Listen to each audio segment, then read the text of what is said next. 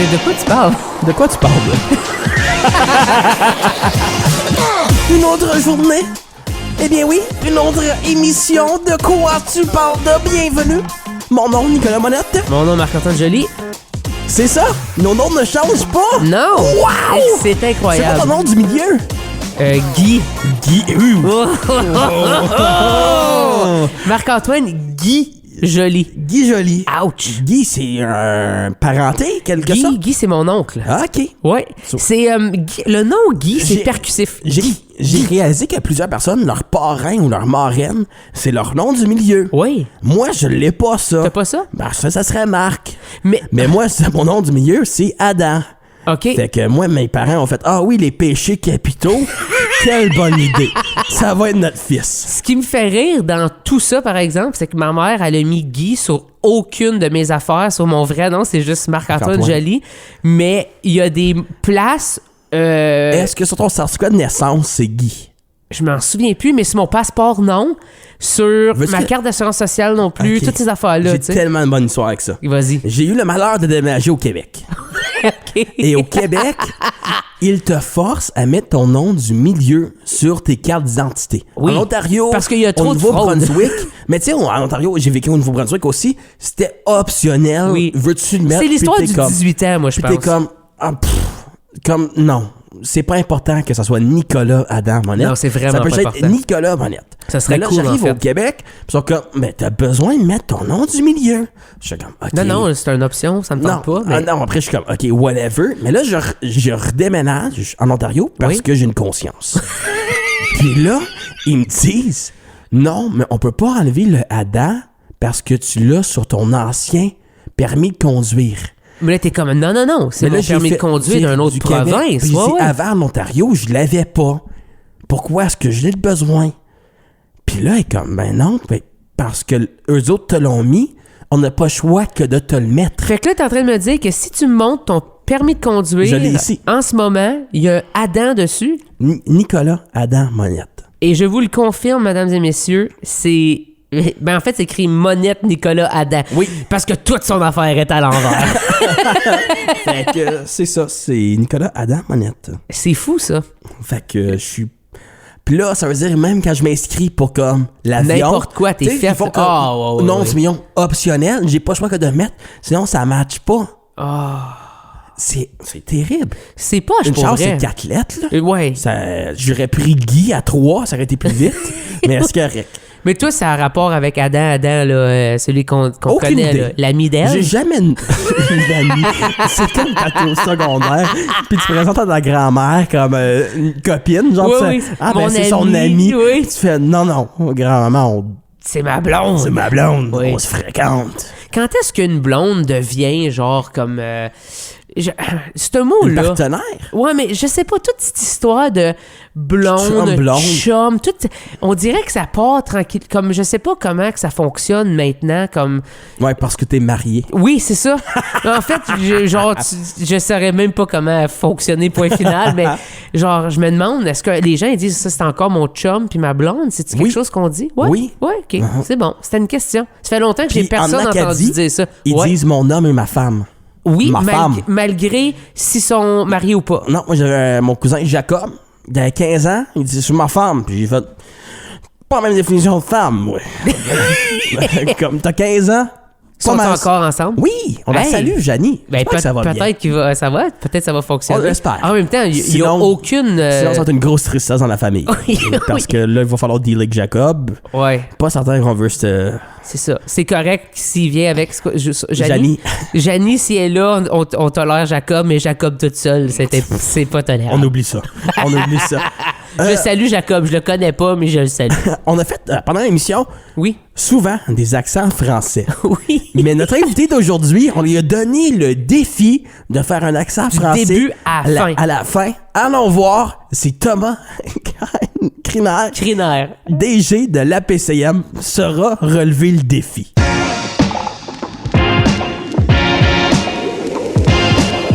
De quoi tu parles? De quoi tu parles? D'une province à l'autre, on pourrait même dire d'une francophonie. à l'autre. C'est un monsieur impliqué dans le rayonnement de la musique francophone au Canada. Venu de France, maintenant installé en Ontario, il est le DG de l'APCM. De quoi tu parles de Thomas Criner? Ça va bien? Salut Nicolas, ouais, ça va bien? J'ai pratiqué longtemps cette intro-là, pas pour autre chose que ton nom de famille, parce que je disais toujours Criner. Ça passe. Mais c'est Criner, puis je veux respecter ton nom de famille. Française, ouais. Moi, je me demande si c'est parce que c'est un crooner, tu sais, Criner, tu comprends? Parce qu'il charme les gens avec sa gentillesse. C'est ça qui arrive. Je pense que c'est de là que ça vient. Moi, ça serait là. Dans ma tête, son nom de famille, c'est de là qu'il vient. Mais probablement pas. Moi, je te dirais de ses parents. Ça serait mon... Surtout de ses parents, oui. C'est comme ça que ça fonctionne. Ça vient-tu de tes parents ou tu t'es inventé un nom de famille? Ça pourrait être gangster quand même. Histoire d'immigration, puis c'est quoi? Plus de lien. Il faut quand même en démontrer dans l'immigration des liens pour être sûr de pouvoir passer le processus. C'est un très bon point. Non, c'est le nom de famille paternel de mon père. Ouais. Et voilà. Mais tout ça pour dire, on veut parler d'une chose. Vous venez de lancer un projet de podcast super intéressant. D'une francophonie à l'autre, c'est 7 émissions que vous avez tournées pendant Trior cette année. Oui, pendant l'événement Trior et en amont, ça s'est tourné de juin à septembre. Puis je veux nommer tout le monde qui sont là parce que c'est une méchante liste de personnes. Puis Mimi, Obansawin, Pontex, Céleste Lévy, les Rod Swamp, les Chiclettes, Étienne Fletcher, Annick Granger, Marie-Véronique Bourque, Sean Jobin, Ink Sticks and Stones, Matt Stern et Élodie Orsay. C'est beaucoup de monde. Belle brochette. C'est une très belle brochette animée par les gars de Culture Cible, donc Marc-André Mongrain, sortu.ca, et Louis-Philippe Labrèche, le canal auditif, qui sont 2 Québécois, mais qui s'intéressent beaucoup à la francophonie hors Québec, surtout musicale. C'est des super chroniqueurs. Oui. Et ça, je trouve ça chapeau à eux autres d'avoir un média québécois, mais de parler de francophonie hors Québec. C'est pas à cause qu'ils sont au Québec que c'est juste des Québécois. Ils voient vraiment leur média comme un média francophone. Fait qu'ils font la promotion de la francophonie canadienne. Complète, ouais. Et pas juste ciblé dans le petit coin de pays, comme qu'on peut dire. Absolument. Fait que parle-nous un peu de ce début de ce projet-là avec ces 2 gars-là. Bah, c'est ça, tout part d'une discussion avec Louis-Philippe Labrèche, justement, du canal auditif. Il faut savoir que les deux sont des passionnés de musique. Premièrement, je pense qu'ils ont le cœur à la bonne place et c'est aussi pour ça qu'on a fait appel à eux pour ce projet-là. Et puis aussi cette vision qu'ils ont, une vision québécoise de la francophonie canadienne. L'idée principale, de mon côté en tout cas, c'était de défracturer un petit peu ce concept de francophonie canadienne. Et surtout, il y a un espèce de mythe au Québec, je dirais, ou parmi les Québécois, qu'une francophonie canadienne, c'est homogène. Ouais. Et en fait, en discutant avec Louis-Philippe et Marc-André, l'idée, c'était justement de faire en sorte que, oui, on est sous une bannière francophonie canadienne, c'est un fait, mais toutes les francophonies sont différentes, que tu viennes de Saskatchewan, Manitoba ou Colombie-Britannique, chacun a une réalité différente, et surtout dans le cadre d'un développement de carrière d'artiste, les associations locales sont différentes. Bref, donc il y a une évolution et c'est vraiment ça qu'on a voulu faire refléter dans cette série de podcasts. C'est une discussion qui a débuté, et je vais être honnête avec vous, en 2020, septembre 2020. On devait faire ces podcasts à Trior 2021. Et pandémie oblige, incapacité pour les 2 gars de se déplacer dans les provinces. Ah oui. Donc on a remis ce projet-là à Trior 2023 et je trouve que c'est une fabuleuse façon de découvrir les artistes, de sorte que, vous le savez, Marc-Antoine, tu as aussi ta carrière perso. Un lien Spotify ou un lien YouTube, ça suffit plus forcément pour accrocher la curiosité des artistes. Absolument, t'as raison. Il faut faire plein d'autres choses autour, il faut démontrer qu'on soit passionné dans d'autres choses et je trouve que justement le format podcast est extrêmement intéressant pour ça.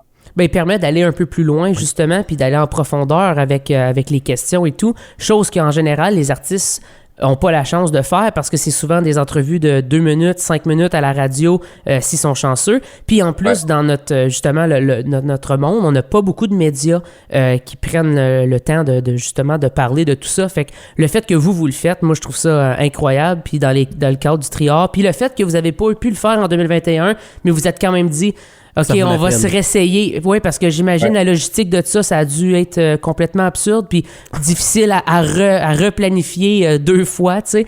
Donc, bravo, c'est vraiment cool. Puis on voit qu'il y a vraiment un beau succès. Il y a déjà, comme ça a été partagé plein de fois, les gens sont vraiment emballés de pouvoir écouter ça. Est-ce que vous êtes content un peu du succès que ça a?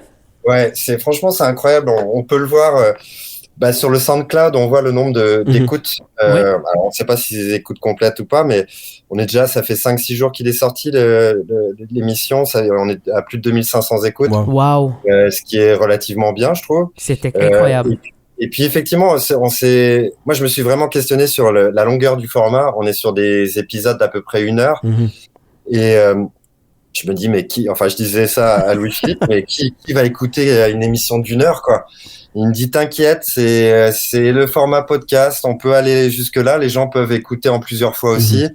Et puis oui, effectivement, les chiffres pour le moment, et là c'est juste sur la plateforme SoundCloud, parce qu'il y a la possibilité aussi d'écouter sur Spotify, Apple, ça j'ai pas les chiffres, mais ouais, non, vraiment, vraiment cool. Et puis on voit un petit peu aussi les commentaires. Je sais que chacun a partagé. Je regardais un petit peu en stalker les Facebook et tout ça, les commentaires des gens que je connais pas et qui disent ouais, c'est intéressant la francophonie canadienne, redécouvrir des choses et tout. Donc voilà, moi je suis vraiment content pour ça. À la fois, c'est une façon indirecte de découvrir les chansons des artistes qui sont en entrevue, mais c'est surtout découvrir des personnes. Des profils, des passions, des anecdotes. Les gars ont fait un gros travail aussi de bandes d'archives, d'aller rechercher des bandes d'archives. J'écoutais le podcast de Céleste Lévy justement où ils sont allés rechercher du footage de Ontario Pop 2013. 2013, ouais. Et ce qui est drôle, et j'en ai parlé à Céleste, mais ce qui est drôle, c'est que ça a été mon premier projet à la PCM que j'ai coordonné, c'est cet événement-là. Donc, oui, hein? Ça, je savais pas. Une résonance encore plus grande. Ouais, je venais d'arriver à la PCM en 2013. C'est que sans toi, Céleste Lévy n'aurait pas de carrière. C'est ça que j'ai compris. Donc, la sélection était déjà faite avant que j'arrive. C'est pas moi. Non, mais c'est cool. Ça fait que ça veut dire 10 ans de ça déjà. Puis là, DG. Puis là, la PCM, vous portez vraiment beaucoup de chapeaux. Vous faites beaucoup d'événements. Vous êtes aussi une maison de disques? Oui, en fait, de distribution. C'est ça. Ça serait un gros dilemme, là, mais, en tout cas. Mais c'est une maison de disques qui redonne aux artistes. C'est ça que je vais dire, OK? Donc, ils sont très gentils avec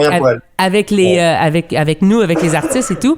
Mais vous avez Quand ça nous chante qui s'en vient, vous avez Rond-Point en fait, un spectacle aussi. Et puis, Rond-Point, est-ce qu'on peut en parler un peu de tout ça, justement? Ontario Pop qui est devenu Rond-Point? Ouais, Rond-Point, c'était... la transition s'est faite du fait que je voulais plus nécessairement que ce soit un concours. Je sais que certains reviennent par rapport à ça, mais je voulais plus que ce soit une occasion de formation pour les artistes qui participent. Donc, on a basculé vers une formule de 3 résidences. Un peu plus formatrice, un peu moins axée sur un jury qui sélectionne à un moment donné 1 ou 2 artistes pour aller à Granby. La motivation principale, c'est logiquement pour les artistes qui participent à Rond-Point, c'est de développer un début de carrière professionnelle. Donc à la fois au niveau artistique et à la fois au niveau côté business de la chose. Et ça marche bien. On est à la 9e édition, je crois, 2013. Oui. Je calcule bien, 9e. Et chaque année, ça donne, on a 3 participants ou participantes. Et puis, ça permet d'en extraire 1 ou 2 de chaque promotion chaque année. Il y a toujours un projet qui se termine pas loin après. Ça, c'est normal. Ça fait partie de la vie et du cycle de la musique et des projets musicaux. Mais en tout cas, ça nous permet justement de développer des artistes en début de carrière. Donc ça, c'est un beau projet. Et puis là, on fait la dernière résidence de cette année, de la promo 2023, la semaine prochaine à Ottawa. Donc là, plus sur... il y a déjà eu 2 résidences en octobre et novembre. La première sur un petit peu le corps de la chanson, écriture, arrangement. Donc on retravaille ça.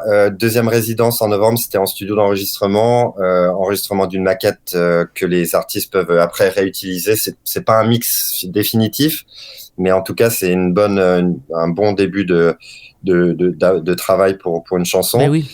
Et puis la dernière, c'est plus sur le spectacle, orienté spectacle, puisqu'il y a une sortie de résidence, c'est-à-dire un spectacle présenté par les trois participants et participantes.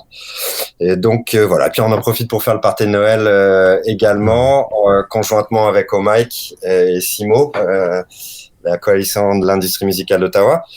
Donc c'est ça, s'assurer qu'il y ait un petit fond de salle de gens qui travaillent dans la musique à Ottawa, qui découvrent ces projets-là en avant-première. Puis les 3 projets, Phil Doucet, Dulcimer, je sais pas comment il le prononce. Oui, Dulcimer. Mais Dulcimer, Chantal Trottier. Oui. T'as peut-être donné le début de la carrière à Céleste, le début de la carrière à la cousine. À sa cousine, oui. Ça serait quand même drôle. Et puis Jessie aussi qui est là, donc c'est 3 super personnes. Simmons, ouais. Exactement, Ouais. fait que c'est le fun. Toi, tu parles des gens qui sont en début de carrière. Toi, t'es-tu musical? T'as-tu été dans une chorale? T'as-tu eu comme un groupe punk rock à un moment donné? Joueur d'orgue.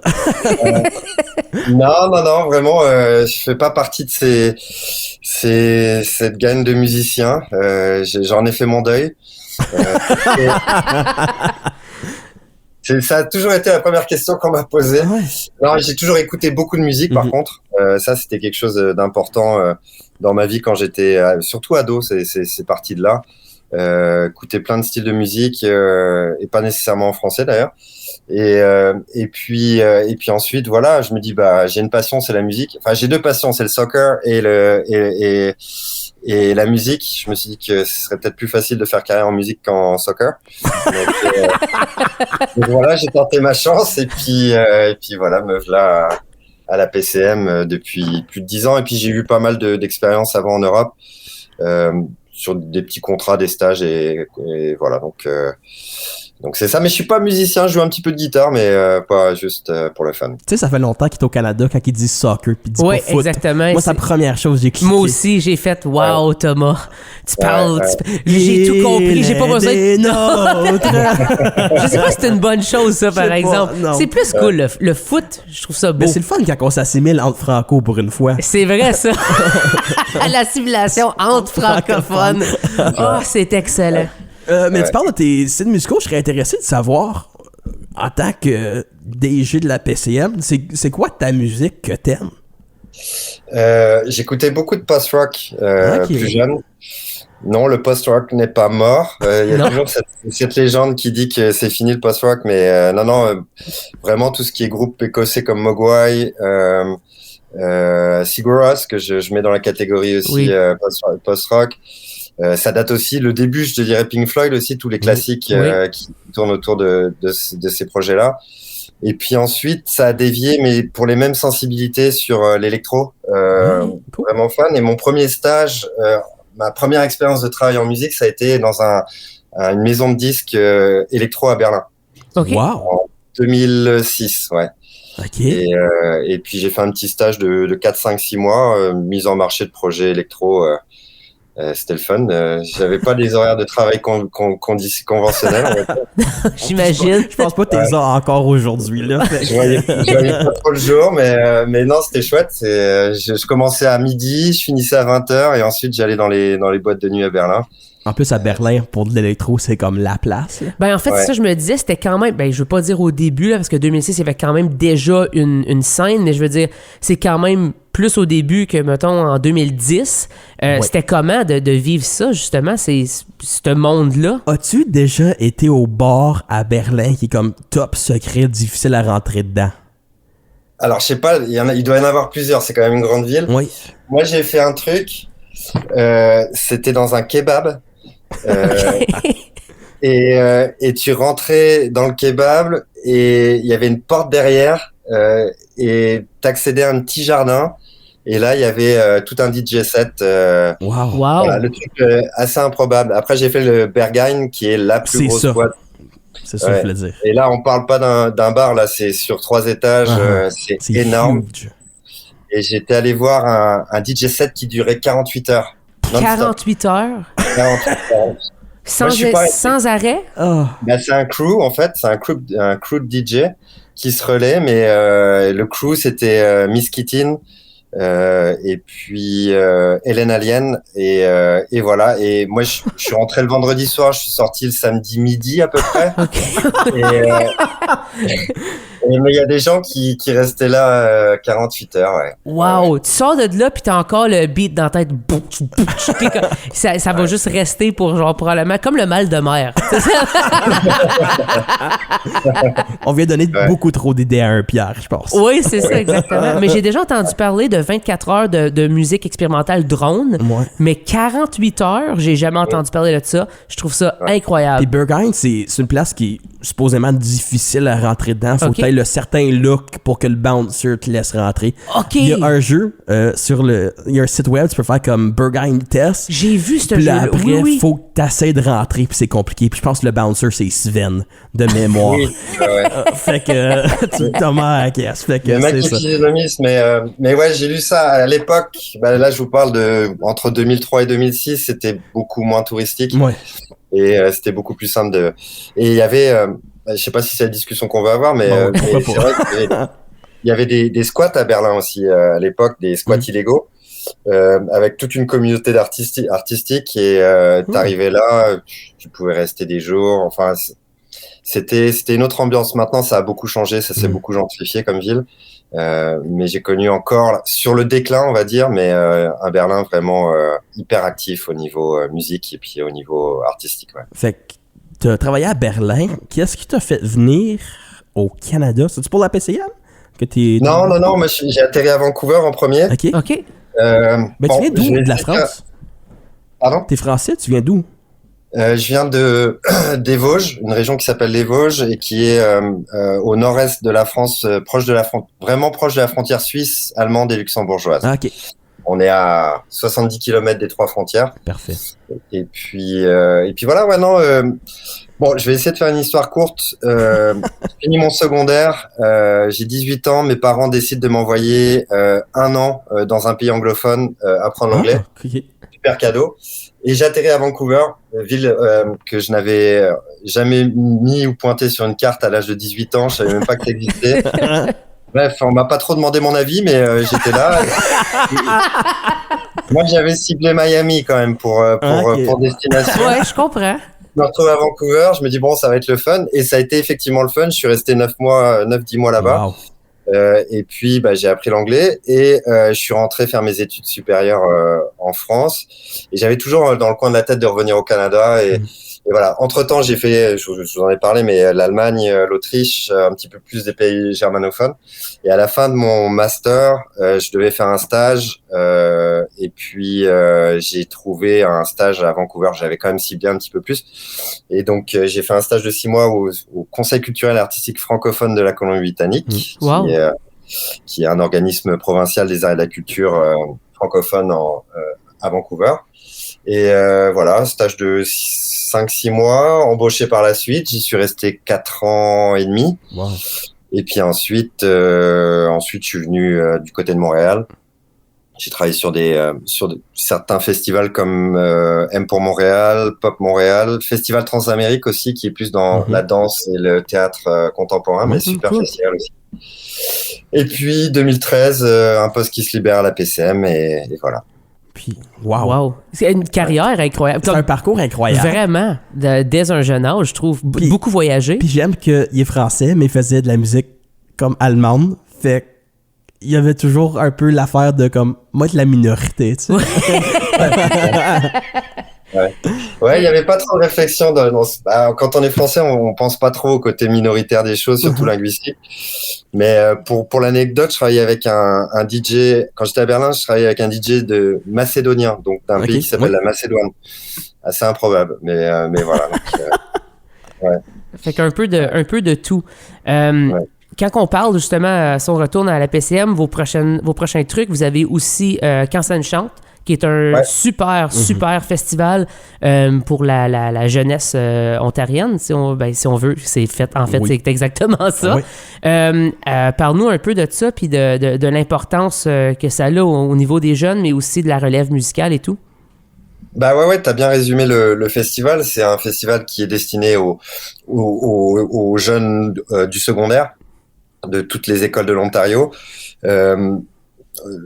et on est hyper content parce qu'on a eu, ça a été un peu compliqué pendant le Covid de continuer à tenir ce festival-là, et surtout en virtuel, on a réussi à adapter quand même ce projet-là, mais c'était un petit peu, c'était pas super enrichissant pour les jeunes. Et là, première année 2023 où on revient dans un format en personne avec des jeunes qui viennent à l'école pendant 4 jours, qui tripent musique, qui mangent de la musique et qui boivent et qui dorment de la musique pendant 4 jours. Donc on a fait ça à Timmins au mois de février dernier. Et c'est chouette, c'est des jeunes qui à la fois répètent un spectacle de 20 minutes en amont du festival, qui le présentent devant les autres. Donc il y a un côté un peu stressant pour eux, mais hyper stimulant.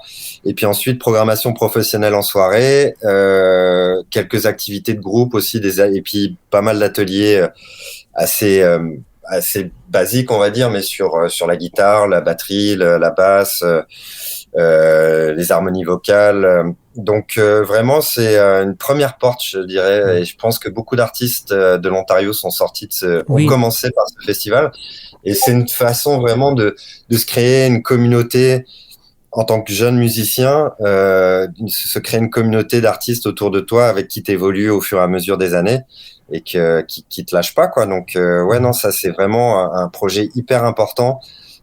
Qui nous, à la PCM, nous permet justement de voir un petit peu les futurs potentiels, les futurs talents, enfin les talents déjà, mais qui vont s'exprimer dans le futur, et puis commencer à, sans trop presser le côté carrière des choses, mais commencer à dire que si ça les intéresse, il y a une possibilité de faire carrière en chanson et musique en français en Ontario. Absolument. Donc ça c'est un peu le message subliminal, mais en tout cas, pour le moment, à la PCM, c'est plus que les jeunes aient du fun à faire la musique, comme un jeune aurait du fun à faire du hockey ou un tournoi de sport les week-ends, quoi. Oui, essentiellement, c'est la même chose qu'un tournoi de sport, c'est juste que c'est en formule musique. Mais ce que je trouve vraiment incroyable de la PCM, c'est qu'on a ça justement pour la jeunesse. Après ça, s'il y a des jeunes qui veulent vraiment continuer, on a évidemment Rond-Point. Puis là, après ça, après Rond-Point, ce qui arrive, c'est qu'ils peuvent t'aider tout au long de ta carrière avec les choix, avec la jusqu'à recevoir un triard potentiellement. Ouais. Exactement. Donc, peut-être finir sur un podcast à un moment donné. Peut-être un jour. Tu te fais un code d'invité. C'est ça, exactement.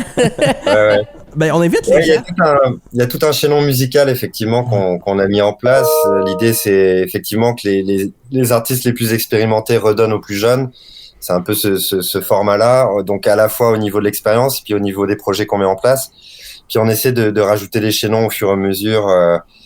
Et puis, on se rend compte que il y a des projets un peu plus collectifs. On parle de Quand ça nous chante, de Rond-Point, mais au fur et à mesure qu'une carrière d'artiste avance, c'est plus des besoins au cas par cas qui sont présents. Absolument. Donc là, on est plus à discuter directement avec l'artiste de ses besoins particuliers à un moment donné.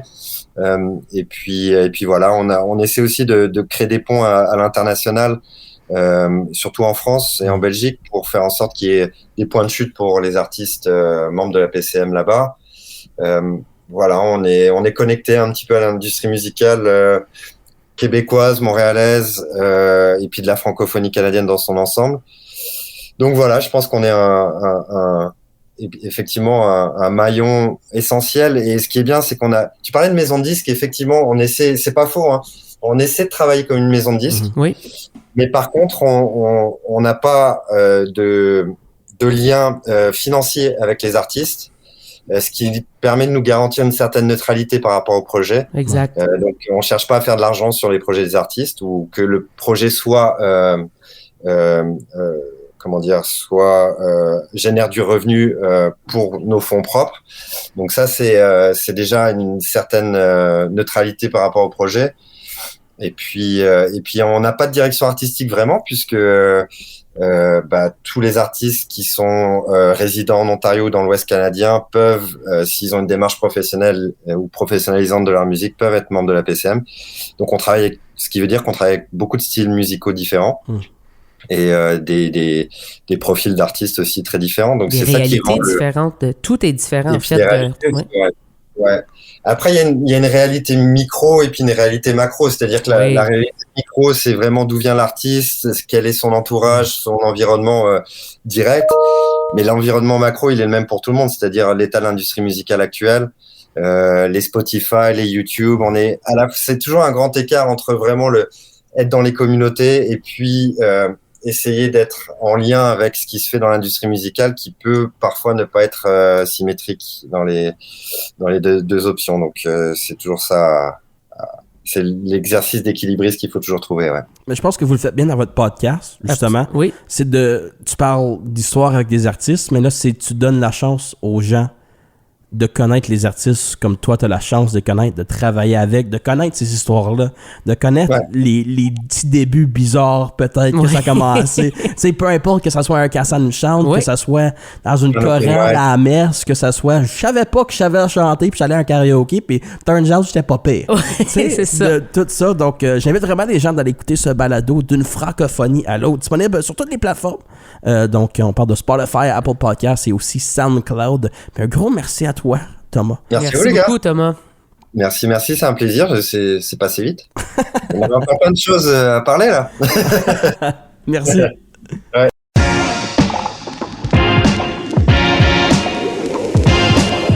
De quoi tu parles? De quoi tu parles?